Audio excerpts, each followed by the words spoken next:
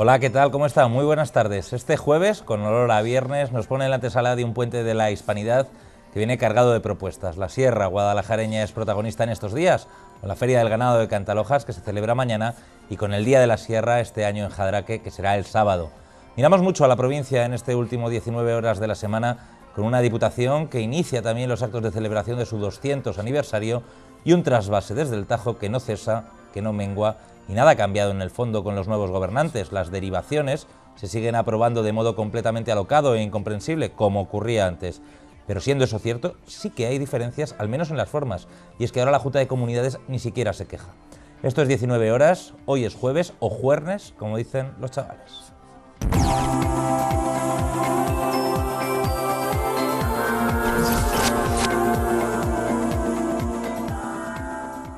Ayer lo tocamos tangencialmente, pero no abundamos en este asunto porque ya saben que vino el obispo y quisimos charlar un rato largo con él. Hoy vamos a empezar charlando fundamentalmente del último trasvase que ha aprobado la Comisión de Explotación del Tajo Segura.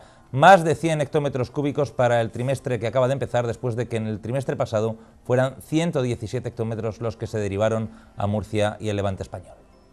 El Ministerio de Agricultura ha aprobado este miércoles un trasvase de 101,7 hectómetros cúbicos de la cabecera del Tajo durante el trimestre final del año, 29,7 para abastecimiento y 72 para zonas de riego servidas por el acueducto al Segura. Según un comunicado en el que se daba nota del encuentro, el volumen de agua disponible se mantendrá en los embalses de Entrepeñas y Buendía y se trasvasará en función de la demanda. En ese mismo documento se destaca que el acuerdo alcanzado ha estado marcado por el hecho de que el año hidrológico 2011-2012 ha sido el más seco de la serie histórica del sistema Entrepeñas-Buendía, con 100 años de registros. La demanda, según se acordó, será programada mensualmente y los usuarios deberán solicitar cada mes a la Confederación Hidrográfica del Segura el volumen de agua necesario por periodo. También se decidió que si se tuviese que interrumpir el envío de agua, las confederaciones hidrográficas del Tajo, del Júcar y del Segura se pondrán de acuerdo para enviar por adelantado los volúmenes de agua correspondientes al plazo estimado de paralización del transporte de agua. La cabecera del Tajo acumula 204 hectómetros cúbicos de los 835 de capacidad total de Entrepeñas y 387 hectómetros cúbicos de 1.639 hectómetros cúbicos totales en Buendía. El pasado martes, interrogada sobre la reunión de la Comisión Central de Explotación del Acueducto Tajo Segura, la presidenta regional, María Dolores Cospedal, aseguró que lucharía por garantizar el agua, sobre todo en Castilla-La Mancha. Tanto la comisión del trasvase como cualquiera otra que funcione en todo lo que son las confederaciones hidrográficas y los organismos de cuenca, todo, tienen que estar dedicados y tienen que tener un objetivo. Y es trabajar para un plan hidrológico nacional que garantice el agua en toda España, pero desde luego que garantice el agua en Castilla-La Mancha y que garantice el agua allí donde tenemos agua y allí por donde transcurre el agua, y que el agua sea suficiente en cantidad, pero también lo sea en calidad. El trasvase de casi 102 hectómetros aprobado por la Comisión de Explotación del Tajo Segura ha levantado la indignación, una vez más, en los municipios ribereños de Entrepeñas y Buendía. Desde la asociación que los representa, han señalado que es una decisión dramática y lamentable, recordando que los embalses están a menos del 24% de su capacidad, por debajo de los 600 hectómetros embalsados. Los ribereños insisten en que el problema parte de una norma que sigue fijando el límite mínimo no trasvasable en solo 240 hectómetros cúbicos, apenas el 10% de las reservas. Una cota que es urgente revisar al alza con el nuevo plan de Cuenca del Tajo, que lleva años de retraso. También recuerdan los ribereños que los embalses de la cuenca del Segura están en mejores condiciones que los de la propia cabecera del Tajo.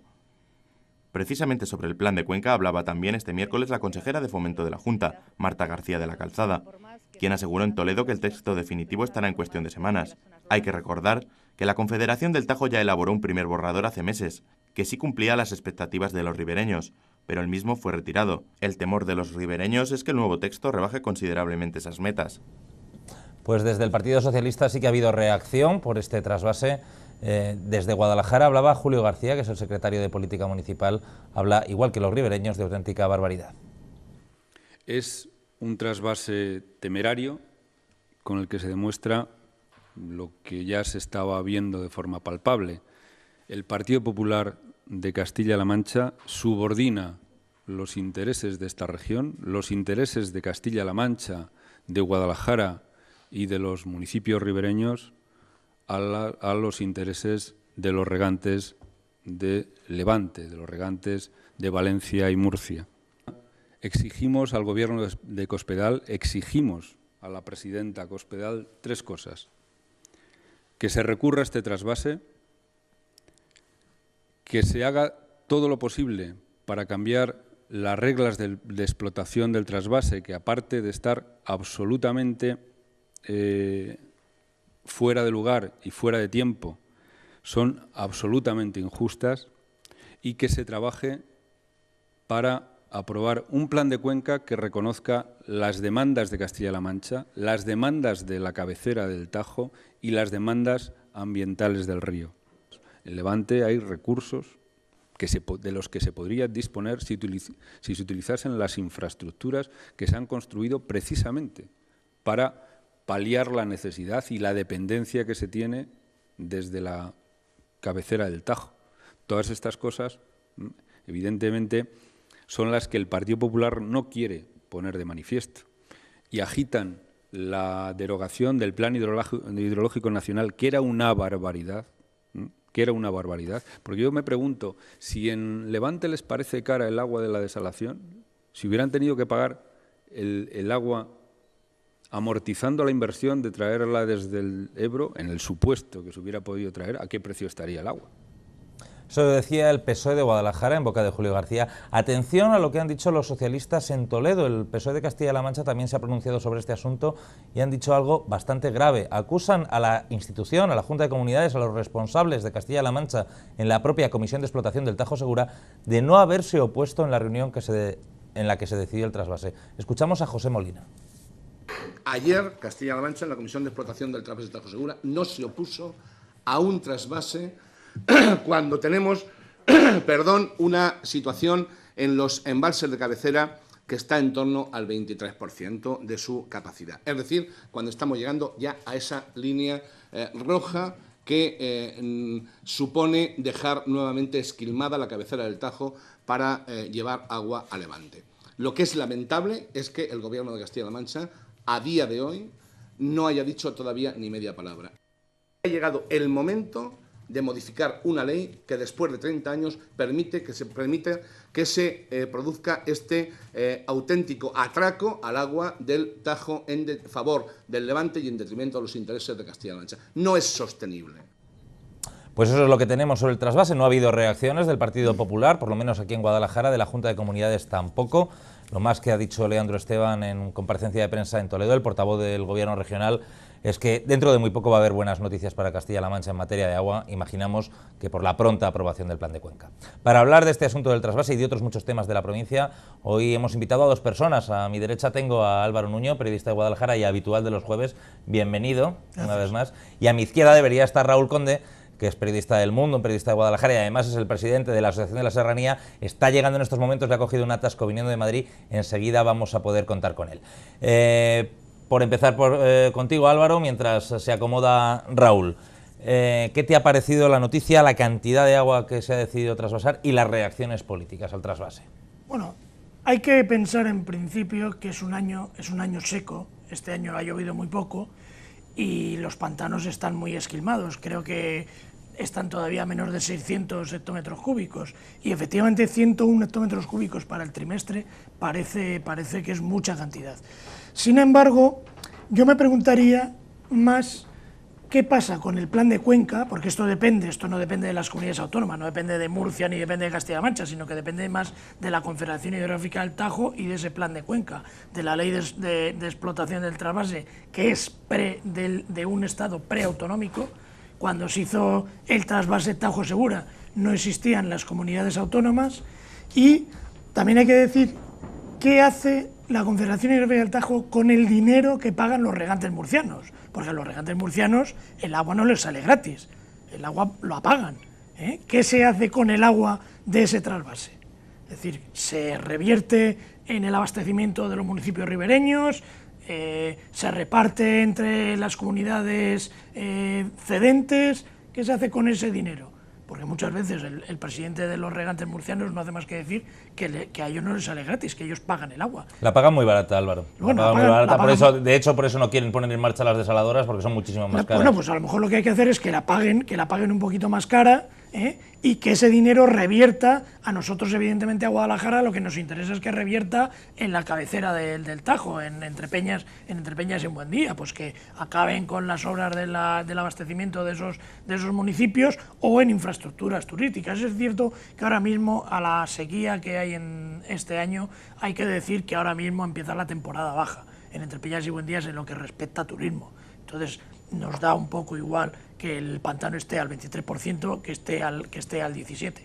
Nos da un poco igual. Raúl, bienvenido, buenas tardes. Al final has llegado, un poquito de tráfico, ¿no? No pasa nada, un poquito de tráfico en la carretera. Efectivamente, para variar. No sé qué te ha parecido la noticia del trasvase, la cantidad, las reacciones políticas. Lo primero que me ha parecido es indiscreta, porque antaño, con lo que esta tierra ha peleado por el agua, con la de guerra que hemos dado los periodistas con el agua, este tema del trasvase, no sé si porque políticamente se quiere desactivar desde determinados frentes, pero realmente, bueno, quizá aquí en Guadalajara pues nos sigue todavía causando una opinión más apasionada, por así decirlo, pero yo creo que el tema del trasvase está pasando a, no sé si a un segundo o a un tercer plano de la política, desde luego nacional, y yo creo que incluso también regional. Yo creo que eso responde en parte al interés que tiene el propio gobierno de Castilla-La Mancha para que eso sea así, desde luego. ¿Te refieres a que no sea tan beligerante el gobierno de Castilla-La Mancha contra el trasvase como lo era el anterior gobierno contra los trasvases? Correcto, y eso se traslada después a la opinión pública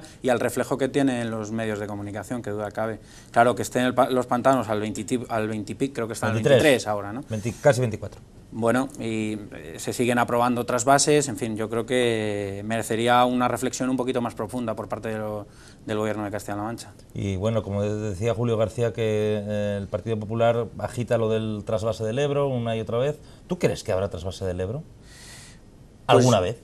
Yo creo que mientras la Generalitat de Cataluña se niega el trasvase del Ebro, va a ser difícil el trasvase del Ebro, aun teniendo el Partido Popular mayoría absoluta en el gobierno. Además, el PP tampoco llevó en campaña, por lo menos, lo que pasa que, bueno, ya sabemos que las promesas políticas se las lleva el viento, pero bueno, tampoco llevó en campaña de manera explícita la recuperación del trasvase del Ebro. Siempre utilizan esta clase de eufemismos del Plan Hidrológico Nacional, agua para todos, un proyecto que satisfaga las necesidades de todos, pero exclusivamente... En cantidad y calidad. En cantidad y en calidad, correcto, pero... exclusivamente el trasvase del Ebro, después de la polémica en su día que generó por el rechazo tanto en Aragón como en Cataluña, yo creo que es un poco inviable. Aparte, yo creo que los expertos en ese sentido cada vez son más unánimes, ¿no?, de rechazo a ese. El Partido Socialista ha cambiado de opinión, porque hay que recordar que el gobierno Bono apoyó el Plan Hidrológico Nacional, porque era bueno para Castilla-La Mancha, porque el que hubiera un trasvase del Ebro suponía que no hubiera un trasvase Tajo Segura. Es decir, Julio García ahora pone el Plan Hidrológico Nacional a caer de un burro, pero el gobierno de Bono, la Comunidad de Castilla-La Mancha, apoyó ese Plan Hidrológico Nacional que presentó el gobierno de Aznar. Hay que recordarlo. Bueno, el Partido Socialista... No, el gobierno de Castilla-La Mancha lo apoyó. Claro, por eso digo, pero bueno, que el Partido Socialista yo creo que no ha cambiado la postura antitrasvasista como concepto... Julio García acaba de decir que el Plan Hidrológico Nacional que habían propuesto era una barbaridad. Sí, pero bueno, que estamos hablando del gobierno, estás hablando de la postura del gobierno de Castilla-La Mancha. Sabemos que Bono no estaba, en fin, que no tenía unas opiniones, por así decirlo, muy parecidas ni a las del gobierno socialista, gobierno central socialista, ni luego con Aznar, pero bueno, yo creo que la postura del PSOE no ha variado, es claramente antitrasvasista. Por lo menos el PSOE de Castilla-La Mancha. Exacto. Otra cosa es que luego a nivel federal tenga que hacer equilibrios entre las distintas posturas en las distintas comunidades autónomas. Vamos a cambiar de zona de la provincia. Hoy es un programa en el que vamos a hablar mucho de la provincia. Nos vamos al señorío de Molina. Sigue coleando el asunto del parador. No sé si recuerdan la rueda de prensa que vimos hace un par de días de Juan Antonio de las Heras contestando muy airadamente a Jesús Alique. Pues hoy Jesús Alique vuelve a la batalla. Ha presentado una batería de preguntas en el Senado a cuenta de esta infraestructura. Tras la rueda de prensa del senador popular Juan Antonio de las Heras de comienzos de semana, el senador socialista Jesús Alique ha vuelto a la carga a cuenta del parador de Molina. Alique ha anunciado que ha presentado una nueva batería de preguntas en la Cámara Alta sobre este asunto, dirigidas al ministro de Industria y Turismo. Dice que hay que resolver las dudas que han generado en Guadalajara las declaraciones de las Heras y del subdelegado del Gobierno, Juan Pablo Sánchez. Las cuestiones presentadas plantean cosas como si se ha modificado la encomienda de gestión a Traxa para la ejecución de las obras, y si es así, ¿en qué términos? También pregunta Alique al Gobierno si existe informe jurídico para hacer una nueva adjudicación de la obra del parador, si se ha modificado el proyecto original y en qué consiste esta modificación si se ha producido. Además, el senador socialista pide al Gobierno que aclare algo que dijo de Las Heras, que había caducado la línea de crédito que se había concertado con el ICO para construir el parador, y quiere saber qué tiene previsto el Gobierno al respecto. A juicio del socialista, los populares están ofreciendo un bochornoso espectáculo a cuenta de este asunto, y se teme que estén preparando el terreno para finalmente dejarlo sin construir. Esto nunca se acaba, Álvaro, no sé. ¿Cuántas veces hemos hablado ya del asunto del parador? Es un tema, yo creo, de estos cansino que yo creo que se deja rodar a ver si él solo se para. Alguna vez dicen, bueno, ya dejarán de hablar del parador de Molina. A mí me sorprende mucho, volviendo a la contestación que ha dado Jesús Alique al senador de Las Heras, bueno, me sorprendió muchísimo el senador de Las Heras que diga con toda la cara del mundo, que diga que no sabe ni cuándo ni cómo. ¿Sabes? Que lo importante es la voluntad política. Cuando fui a la universidad a aprender periodismo me enseñaron como a vosotros las reglas de las 5 W, el qué, el quién, el cómo, el cuándo y el dónde. Bueno, en el parador de Molina se ha contestado el dónde, que está en Molina, y el qué, que es un parador. No sabemos quién la va a hacer, no sabemos cómo va a ser y no sabemos cuándo se va a hacer. Es decir, bueno, que no traten a esta provincia como si fuéramos tontos. El senador de Las Heras, que dice que es perro viejo, cada vez es más perro y cada vez es más viejo. Porque no se puede venir con esa cara a decirnos eso. Raúl. Añadiría que no sé si el dónde está claro, tampoco. Sobre las piedras de Santa Librada, en teoría. Eso, bueno, ya al principio se dijo que en el castillo y luego que enfrente. Ya veremos, no sé, porque luego, digo, ya no por el paraje exacto donde se ubique en Molina, sino por si se va a hacer o no se va a hacer, porque desde luego cada vez se están sembrando más dudas sobre si la viabilidad del proyecto, sobre si le rebajamos habitaciones, yo creo que... Sí, ese es el discurso oficial del Gobierno, de que era demasiado grande, que hay que hacerlo más pequeño, que todos los estudios, dijo el otro día el subdelegado del Gobierno, en una comparecencia en la que estuve yo, que todos los estudios que había dentro de Tour España decían que era deficitario ese parador que había previsto. Sí, correcto. Hay personas de la Junta de Castilla-La Mancha que también me lo han dicho a mí. Pero bueno, yo creo que lo que tienen que hacer es aclarar, principalmente el Gobierno de España, pero después también los representantes políticos del Partido Popular en la provincia tendrán que aclarar, primero, si quieren hacer el parador. Y segundo, si lo quieren hacer, pues como bien ha dicho Álvaro, cuándo, dónde, en fin, especificar las características y demás. Eso es lo que pregunta de alguna manera Alique, la batería de preguntas es eso, ¿cómo está la situación presupuestaria? ¿Qué ha pasado con el crédito? Claro, y luego especificar o detallar por qué el de Musía es una prioridad para el Gobierno de España y por qué el de Guadalajara ha dejado de serlo, ¿no? Yo creo que los dos parados estaban metidos en un principio en el mismo saco y ahora se está viendo, no sé si por la presión de los representantes políticos del PP en Galicia o por lo que sea, pero desde luego se está viendo que el de Musía es prioritario para el Gobierno de España y el de Guadalajara no.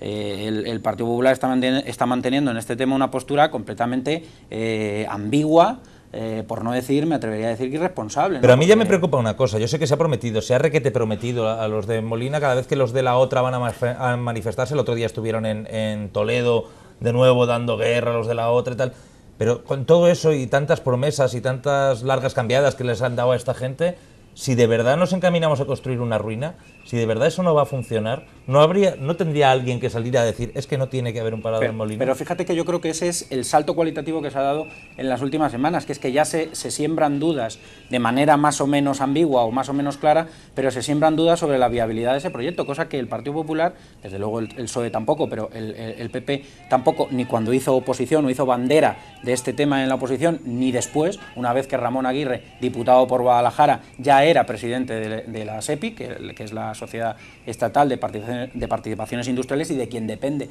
directamente el proyecto. Nunca habían sembrado dudas, por lo tanto estoy de acuerdo contigo. Si de verdad no creen en el proyecto, si de verdad creen que es un derroche, si creen que no es viable tener un parador tan cerca de los de Sigüenza o los de Teruel, pues que lo digan abiertamente, que lo demuestren con cifras y después que, en fin, que mantengan ese discurso también ante la comarca de Molina, a la que han prometido justo lo contrario, no ahora, una vez ya en el Gobierno, sino en los últimos 4 años en la oposición. Por otra parte, perdona Álvaro, en esa rueda de prensa en la que de Las Heras dijo que los estudios decían que no era viable y tal, también dijo que cree que antes del final de año se van a empezar las obras. Bueno, yo en esta mesa ya lo he dicho una vez y lo repito. El señor Ramón Aguirre, diputado paracaidista de la provincia de Guadalajara, cuando se despidió, dijo cada 6 meses voy a venir aquí en la sede del Partido Popular, donde estaba Juan Antonio Las Heras, cada 6 meses voy a venir aquí y voy a informar con peros y señales de cómo va el parador de Molina. Además de ser un paracaidista y un cunero, es un mentiroso el señor Ramón Aguirre. Han pasado 10 meses. Han pasado 10 meses y no hay nada. Un pero, no fue en la sede del Partido Popular, lo dijo en el casino principal de la calle Mayor, en un desayuno de trabajo. Poco se lleva en el casino principal a la sede del PP. Pero bueno, hay que decir, bromas aparte, hay que decir que el señor Ramón Aguirre tiene que venir aquí. Seguro que hay algo, lo están viendo, y en esta política de recorte están diciendo, joder, ¿cómo vamos a hacer un parador en Molina de 80 habitaciones? Como dice Raúl, al lado de Sigüenza y tal, y no sé qué, a lo mejor lo tenemos que... No puede venir, evidentemente Ramón Aguirre no puede venir porque no tiene cosas que decir. O tiene que dar malas noticias, pero yo creo que debería de decirlas. Añado a lo que dice Álvaro, que es que ya como presidente de la SEPI se permitió el lujo incluso de anunciar que en febrero de este año se licitaba, sí. Se licitaban, entonces que como que se iba a dar ya el pistoletazo definitivo para las obras, lo cual yo creo que esto en conjunto desde luego es una tomadura de pelo para Molina y para Guadalajara entera, claro. Bueno, seguimos hablando de la provincia, que como digo hoy es un programa muy orientado hacia el mundo provincial. No vamos a mirar apenas hacia la capital, hacia la provincia y hacia la institución que la representa. La Diputación Provincial va a cumplir 200 años el próximo 25 de abril. Antes de esa fecha va a haber una serie de actos conmemorativos de este segundo centenario, y esos actos empiezan el día 18. El próximo jueves 18 de octubre se va a celebrar el acto de apertura del año del Bicentenario, con el que la Diputación quiere conmemorar los 200 años desde su creación. Este miércoles se celebraba una amplia reunión preparatoria de los actos con todo el comité organizador, que estuvo presidida por la presidenta provincial, Ana Guarinos. El acto de apertura de este año del Bicentenario será en el Salón de Actos del Centro San José y supondrá la inauguración de un ciclo de conferencias. Ese día el ponente será el historiador Pedro Ortego, quien va a hablar sobre la fundación de la institución. El ciclo de conferencias se desarrollará luego a lo largo de todo el año y por toda la provincia. Además, también se están organizando diferentes exposiciones con fondos patrimoniales y documentales de la institución, y se va a crear un logotipo específico de la efeméride, así como publicar material didáctico. El acto central de todas estas celebraciones será el 25 de abril del 2013, el día en el que se cumplen exactamente los 200 años de la fundación de la institución provincial, algo que ocurrió en la localidad de Anguita. Ese día se celebrará un pleno extraordinario, se representará una recreación de la primera sesión de la Diputación y habrá desfiles de armados y abanderados de la provincia. Pues la Diputación, que va a cumplir 200 años en pleno debate sobre la necesidad de su existencia. Yo sé que Raúl, como yo, luego te preguntaré a ti, Álvaro, es un defensor de la existencia de las diputaciones y sobre todo en provincias como esta, ¿verdad? Yo creo que sí, yo creo que la descentralización de las competencias y de las administraciones públicas, que además ya se está consagrado en la propia Constitución, y aunque nos ha traído problemas también de otra índole, porque ningún sistema político es perfecto, pero creo que la descentralización es positiva sobre todo para provincias que están tan cerca pero al mismo tiempo tan lejos de los centros de poder como Guadalajara. Yo creo que como apoyo al municipio, a las comarcas más deprimidas, a los servicios que más necesitan los pueblos, yo creo que la Diputación ha prestado un servicio, pues yo creo que muy importante, ¿no? Con todos los debes o todos los peros que podamos ponerle. Otra cosa es serrano, la viabilidad económica, ¿no? ¿Tú crees, Serrano, que sería de esos pueblos sin la obra de la Diputación cada 3 o 4 años? Claro, la obra, o el diputado que te va a echar una mano, al alcalde a hacer no sé qué chapuza. La brigada. Claro, la brigada, el tema de las nieves, el tema de las basuras. Es verdad que también existen las mancomunidades como entes de apoyo y tal, pero bueno, yo creo que en provincias como Guadalajara tener una institución como la Diputación es importante. También es verdad que no es presentable que una Diputación dedique más del 50% de su presupuesto al gasto ordinario. Algo falla ahí también. Tú eres mucho más capitalino, tú eres muy urbanita y no sé si piensas lo mismo. Yo reconozco, sí, estoy completamente de acuerdo con vosotros en que las diputaciones, y más en provincias como Guadalajara, con tantos municipios, 400 núcleos de población repartidos por ahí, pues el hecho de los centros comarcales es fundamental. El hecho de que, por ejemplo, en la sierra, cuando empieza a haber nieve, que vengan los quitanieves de la Diputación, si no hubiera Diputación, tendrían que sacar los vecinos las palas. Y si no hubiera centros comarcales o planes provinciales que anualmente se van repartiendo la provincia, el propio... Bueno, yo creo que ahí, por ejemplo, el plan de carreteras es fundamental para la provincia de Guadalajara. Los consorcios que se montaron, los consorcios provinciales de extinción de incendios y de residuos. Es decir, llegó un momento en que se dijo, bueno, vamos a modernizar esta Diputación, vamos a dejar de ser la Diputación que reparte barajas de cartas y tapetes y hace frontones, efectivamente, y vamos que es una obra, que es algo que empezó Jesús Alí, que por cierto, siendo presidente de la Diputación, fue cuando se montaron los consorcios de extinción de incendios y el consorcio de residuos, ¿no? Se cambió esa Diputación. Tomei también tuvo ideas muy brillantes, como por ejemplo los centros comarcales. Tomei estuvo mucho tiempo, claro. Tomei estuvo muchísimo tiempo en la Diputación, pero yo creo que sí son fundamentales para los núcleos pequeños y para los núcleos lejanos, porque claro, lo que sí es un poco absurdo es un poco la Diputación. Yo personalmente pienso que haya un parque de bomberos en Azuqueca de Henares me parece absurdo y que sea de la Diputación. O se hacen todos los parques... Y que el de la Sierra no esté hecho todavía. Y que el de la Sierra no esté hecho. Es decir, teniendo en Guadalajara un parque de bomberos municipal en Guadalajara, que a 30 kilómetros se haga un parque que sea provincial, que lo pague la Diputación y que lo pague en un ayuntamiento que tiene pues poderes suficientes como el Ayuntamiento de Azuqueca de Henares, un centro de la Diputación, pues me parece. Es decir, pero menos esos desarreglos, a mí me parece bien, y me parece bien además, el servicio de recaudación de Diputación es una cosa magnífica, o sea, magnífica. No habría funcionarios suficientes en todos los ayuntamientos para recaudar los tributos municipales si no fuera a través de la Diputación. Y además está muy bien pensado porque los ayuntamientos grandes son los que financian a los ayuntamientos pequeños. Es decir, la Diputación tiene servicios muy necesarios. Está por definir también, el papel de las mancomunidades, ¿no? Que se quedan... pues claro, la Diputación, como dices tú, pues ha impulsado... Pero eso sería un paso hacia la comarcalización, nunca se ha apostado por eso. Hacia la comarcalización, y por ejemplo en Aragón ha funcionado muy bien. Bien, es verdad que el territorio de Castilla-La Mancha no está estructurado igual, pero bueno... pero Guadalajara sí se parece Guadalajara más. Sí se parece a Aragón, sí, y sí podría darse un paso en ese sentido, que es complicado. En cualquier caso, en esta mesa consensuamos que hay motivos para celebrar los 200 años de la Diputación y que bien está darse una fiesta, ¿no? Y que cumpla muchos más. Ahora les vamos a dejar, antes de irnos a publicidad, con un reportaje sobre emprendimiento, sobre emprendedores. No tiene mucho que ver con la provincia, pero bueno, también nos ha parecido interesante. Hemos estado en el Centro San José, porque esta mañana había una jornada de Guada en Red. Con ella nos vamos a publicidad, 3 minutitos, 4 minutitos, y a la vuelta seguimos hablando de la provincia, porque hay mucho que celebrar en la Sierra, Feria del Ganado de Cantalojas y Día de la Sierra.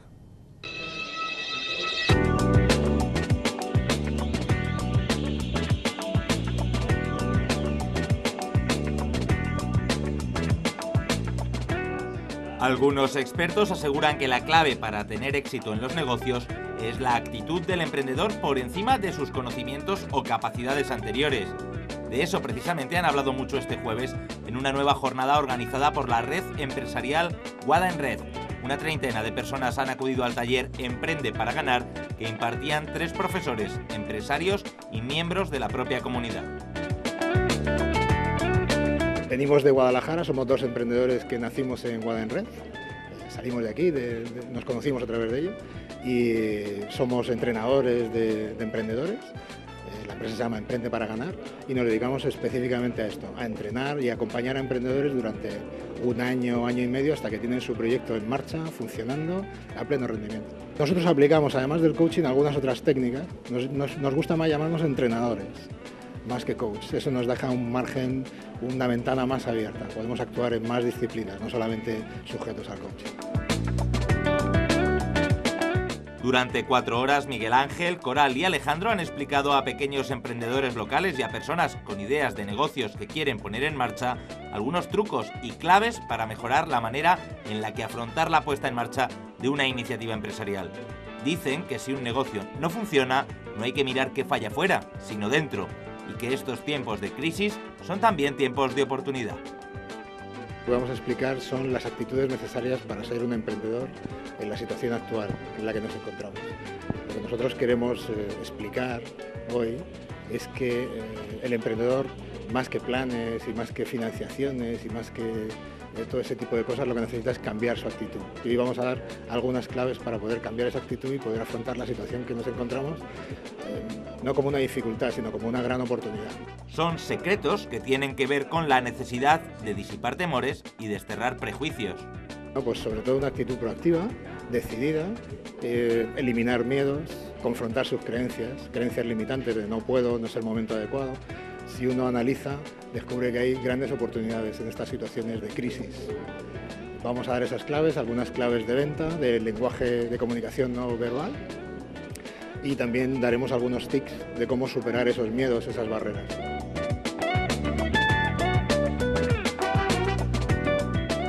Sí, se puede. Esa es la principal conclusión que han querido transmitir en este taller, en el que han contado historias reales, personales, como la de Ángel, quien decidió dar el salto al emprendimiento después de ser mozo de almacén en Telepizza, reponedor en una fábrica de pollos o carretillero en una nave logística.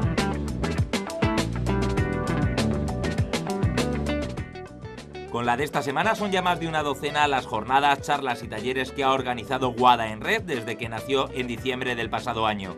La Comunidad de Emprendedores de Guadalajara es una iniciativa nacida desde la Asociación de Empresarios de Nuevas Tecnologías, el CLIPE de la Diputación Provincial y la Universidad a Distancia. Ya preparan una nueva cita para este mismo 18 de octubre. Será un taller sobre innovación abierta.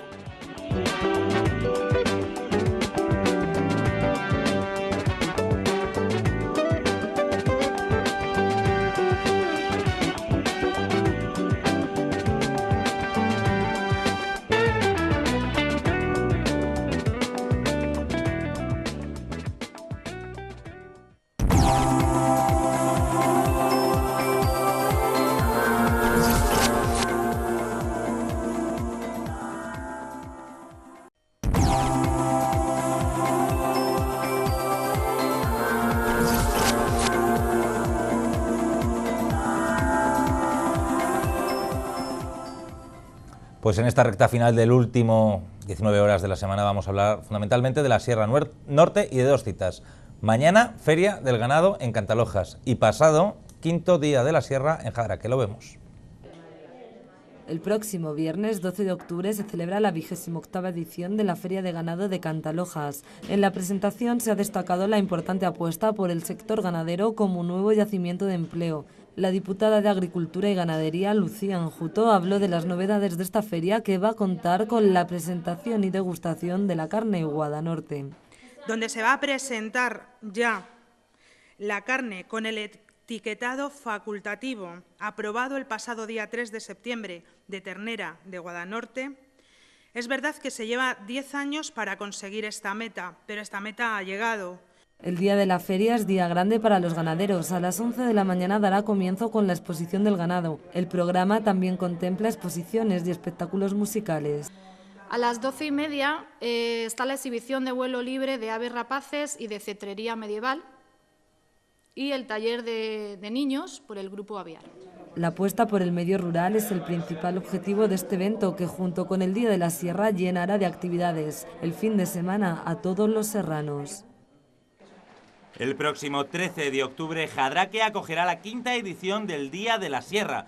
Es una ocasión para que los vecinos y visitantes se empapen de las tradiciones históricas, culturales y gastronómicas de la serranía de Guadalajara. Como cabecera de comarca y puerta de la Sierra Norte, Jadraque aprovechará el día para promocionar el turismo de su entorno. La Oficina de Turismo Local ampliará y adaptará su horario a esta jornada serrana.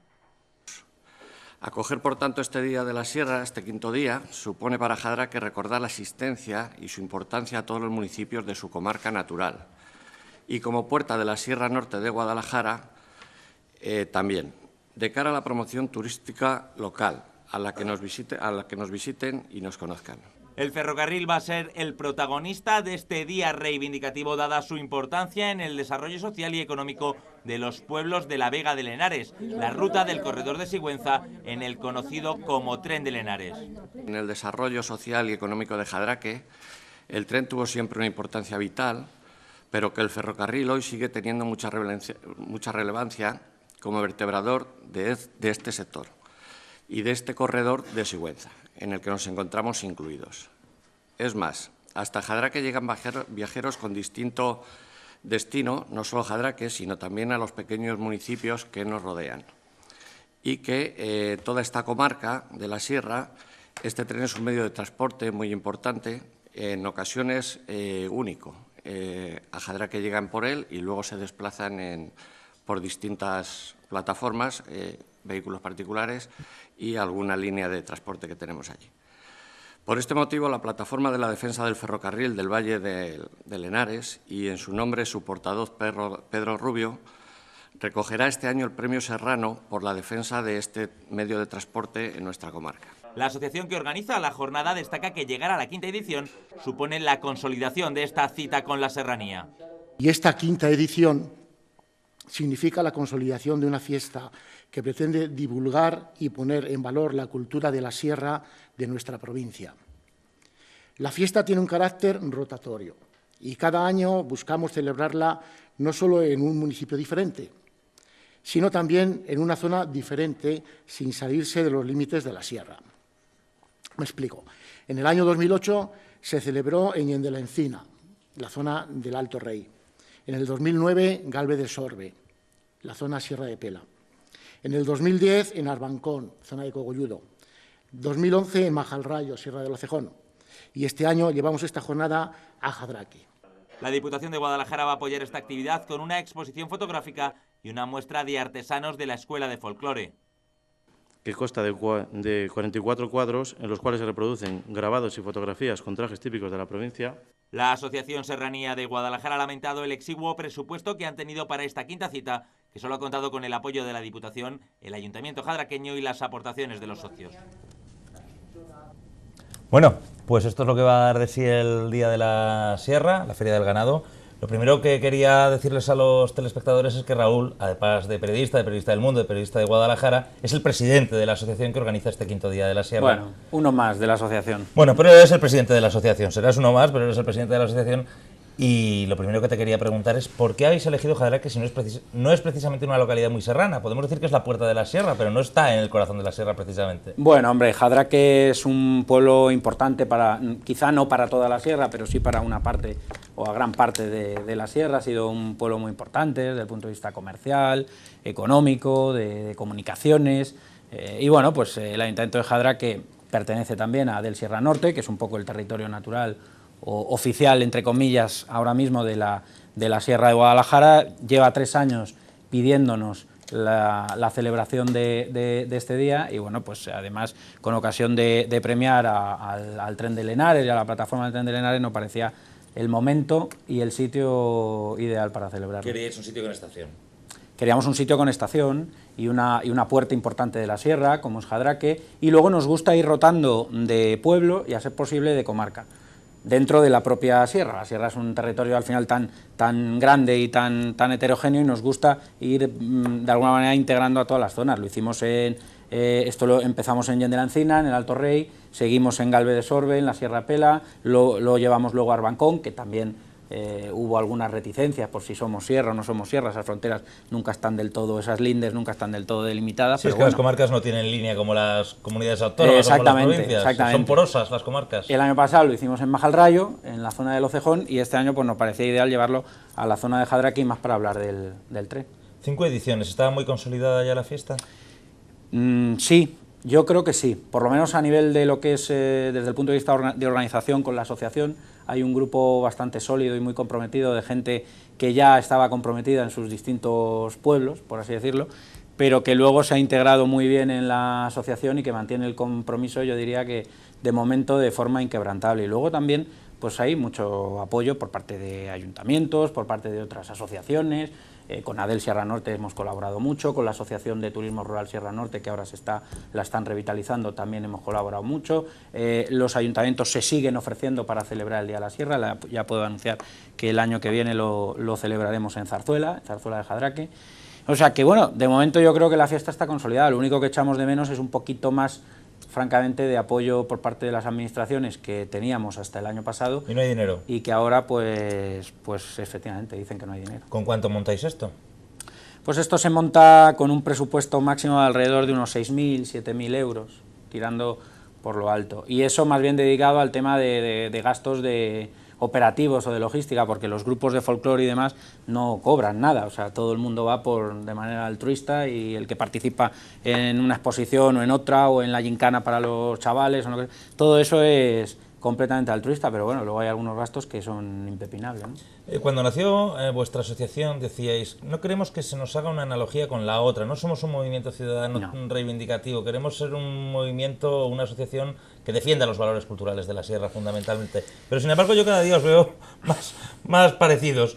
Y la prueba es la decisión este año de hacer Serrano del Año al portavoz de la plataforma contra el tren. Este Día de la Sierra es un día manifiesto, sin duda ninguna. Bueno, la cosa se está poniendo tan fea que no podemos estar todo el día tocando la bandurria. Quiero decir, y con esa frase creo que lo digo todo. Es decir, nosotros montamos la asociación básicamente porque éramos un grupo de amigos y de gente que estábamos vinculados a la cultura de la sierra, básicamente pues a las distintas tradiciones o fiestas locales de 20 o 30 pueblos, y bueno, pues en un momento dado nos decidimos juntarnos, unirnos y hacer algo pues un poquito más en plan comarcal, pero básicamente teniendo la cultura y el medio ambiente como referentes. Claramente el panorama político o el panorama sobre todo que afecta a lo que es el mantenimiento o la pérdida de servicios públicos en la sierra está cambiando de manera tan rápida que también nos obliga a nosotros lógicamente a situarnos y a no permanecer indiferentes ante el cierre de escuelas rurales o la paralización o el cierre o la eliminación parcial de las consultas en los centros de salud, como ha pasado en Yende la Encina o en Tamajón, o la pérdida o eliminación directa, además de manera abrupta y sin avisar, de varias líneas de transporte, de autobús, o por ejemplo en el tema del parque natural, que no sabe, no contesta, está la cosa un poquito parada, o en el tema desde luego del tren de Lenares, que aunque no atraviese específicamente la sierra, sí es una vía de comunicación importante para la sierra. Es decir, que nosotros no somos una plataforma como la otra Guadalajara, porque la otra Guadalajara asume un papel protagonista de interlocutor con la propia administración, nosotros también, pero a otro nivel, pero desde luego tampoco permanecemos ajenos a los ajustes o a los recortes que está habiendo en los servicios públicos, básicos. ¿Te acercas tú, Álvaro, este fin de semana por allí? ¿Te animas? Puede que me acerque. ¿Cantalojas o Jadraque, o las dos? Yo Jadraque. ¿Tú Jadraque, de fiesta? Yo Jadraque, yo de animales en la carnicería ya servidos y cortados. Importante también lo de Cantalojas, me imagino que tendrás un ratito para acercarte, vas a estar claro, fin de semana ahí en Galve, ¿no? Sí, por supuesto, además, hombre, la Feria de Ganado es un referente de la zona, lo están llevando bien, hay un apoyo también pues, por parte de las administraciones, el Ayuntamiento de Cantalojas está implicado, la gente del pueblo lo siente como algo muy suyo, muy propio, yo creo que toda la zona también. Es verdad que ha perdido un poco el carácter de feria, ¿no?, que tenía antaño, como le ha pasado también a la de Yende la Encina o a la de Tendilla o a la de otros pueblos, pero bueno, conserva ese ambiente todavía de fiesta, todavía se dan premios, hay un reconocimiento expreso al valor o a la importancia que tiene la ganadería en la zona. Yo creo que eso es importante mantenerlo. Y este año ya se come la ternera con el etiquetado ese. Ya era hora, porque llevaban muchos años con esta reclamación. Hombre, yo es que creo que los ganaderos de la Sierra Norte, que yo creo que siguen conservando todavía la agrupación de ganaderos, pero bueno, si no la conservan todavía, estaría bien que a través de la PAC o de la propia Diputación pues impulsen de manera decidida esa marca de calidad, hacerla efectiva, no solo en el etiquetado, sino ya pues con que se muevan en los canales de distribución y demás, y que la carne de Guadalajara, que se vende perfectamente en Segovia o en Madrid o en otros sitios, pero bueno, que el consumidor sepa que esa carne es de la Sierra de Guadalajara. Por cierto, lo has citado antes de pasada, hay novedades respecto a lo del transporte en autobús en la Sierra. Hoy nos hemos enterado de que la Junta ha decidido sacar a licitación el transporte después de que, ya saben, la concesionaria que tenía la concesión estatal lo abandonara, hubiera los recortes, pues ahora parece ser que optan por una licitación para ver si se arregla la cosa. Lo vemos. La Consejería de Fomento de la Junta ha anunciado este miércoles que va a sacar a licitación el transporte de autobús para los pueblos de la Sierra Norte. Algo había avanzado la propia consejera a comienzos de semana en su visita a Guadalajara. Esa línea, la que existía antes, era una concesión estatal, no era una concesión de la comunidad autónoma. Y el concesionario dejó de prestarla, cumpliendo los requisitos adecuados, dejó de prestarla en junio de este año. Desde el mismo momento que tuvo noticia el Gobierno regional se puso a trabajar, porque es evidente que tenemos que garantizar la accesibilidad de todos los ciudadanos, por más que estén en zonas orográficas muy complejas, por más que las zonas rurales tengan poca población. Nos pusimos a trabajar y conseguimos que el concesionario que hace la línea Guadalajara-Humanes pudiera, mediante una imposición de servicio, extender ese servicio. Es un servicio que cuesta un esfuerzo para la Junta de Comunidades de 80.000 euros.